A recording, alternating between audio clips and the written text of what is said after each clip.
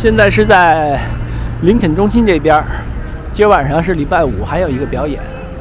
不过今天是室内的，现在天儿特舒服，不冷不热的。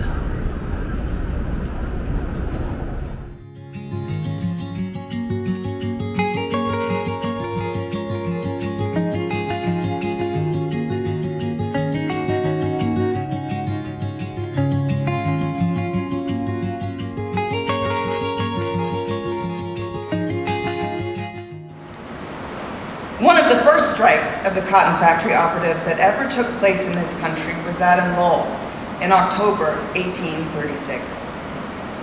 When it was announced that the wages were to be cut down, great indignation was felt, and it was decided to strike en masse. This was done. My daddy made whiskey.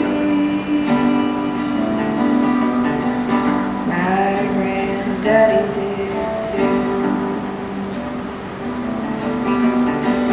We ain't paid no whiskey tax since 1792. We'll just lay there like a juniper while the moon's bright. Watch them jugs of filling in the moonlight. I'd have designed to do the same thing again on a larger scale. That was all I intended.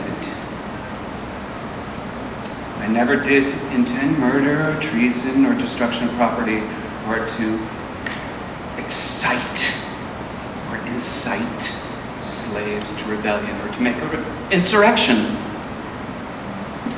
For in your ordered verdict of guilty, you have trampled underfoot every vital principle of our government. My natural rights, my civil rights, my political rights, my judicial rights are all alike ignored. Robbed of the fundamental privilege of citizenship, I'm degraded from the status of a citizen to that of a subject. And not only myself individually, but all of my sex are, by your Honor's verdict, doomed to political subjugation under this so-called Republican form of government. The court cannot listen to a rehearsal of argument which the prisoner's counsel has already consumed 3 hours in presenting. May it please, Your Honor, I'm not arguing the question, but simply stating the reasons why sentence cannot, in justice, be pronounced against me. Your denial of my citizens' right to vote is the denial of my right of consent as one of the governed. The denial of my right of representation as one of the taxed. The denial of my right to a trial by a jury of my peers as an offender against the law. Therefore, the denial of my sacred right to life, the court cannot allow the prisoner to go on.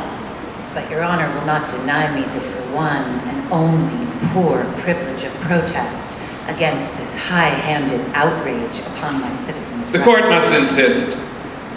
This woman, Mrs. McCann, Women's Hiring Director, would look around for the biggest and brawniest person. "Have you had experience?" she asked. I said, "Well, not in the stockyards, but we used to butcher our own hogs at home." I carried this big steel and it impressed her. Mrs. McCann hired me. In 1933-34, we worked 6-hour shifts at 37.5 cents an hour. We would have to work at a high rate of speed. It was summer. It would be so hot that women used to pass out. The ladies' room was on the floor below, and I would help carry these women down almost vertical stairs into the washroom. We started talking union. The thing that precipitated it is that on the floor below they used to make hot dogs, and one of the women, in putting the meat into the chopper, got her fingers caught. There were no safety guards. Her fingers got into the hot dogs and they were chopped off. It was just horrible. They clocking for a pithy $50, bear the coffin on like 60 thrifty trucks, get spit on like sitting ducks, and they are sick of getting fucked. So you ever wanted to honor them? Here's my ask for all my hominids, collective bargaining. Amazon and Target and FedEx and Walmart and Instacart and Whole Foods till we all give up, we oughta get. Workers run the company, there isn't any argument, so argue with them, argue in. Well, lots of folks back east, they say, leaving home every day, going across your way to the California line. Well, across the desert sands they roll, getting out of that old dust bowl. Think they're going for a sugar bowl, but here's what they find. Oh, well, the police at the port of entry say, well, you're number 14,000 for today.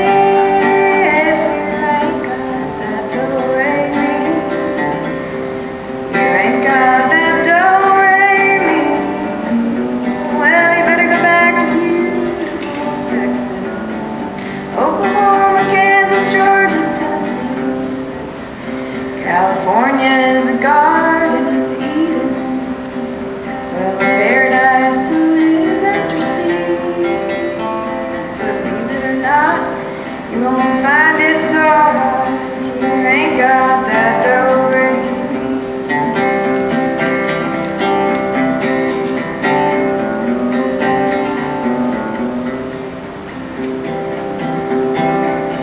Well, you want to buy you a home or a farm that can't do nobody harm, or take your vacation out by the mountains or sea.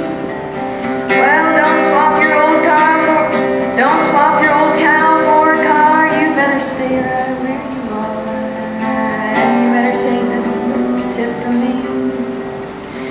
Silence is the ocean of the unsaid, the unspeakable, the repressed, the erased, the unheard. It surrounds the scattered islands made up of those allowed to speak, and of what can be said, and who listens.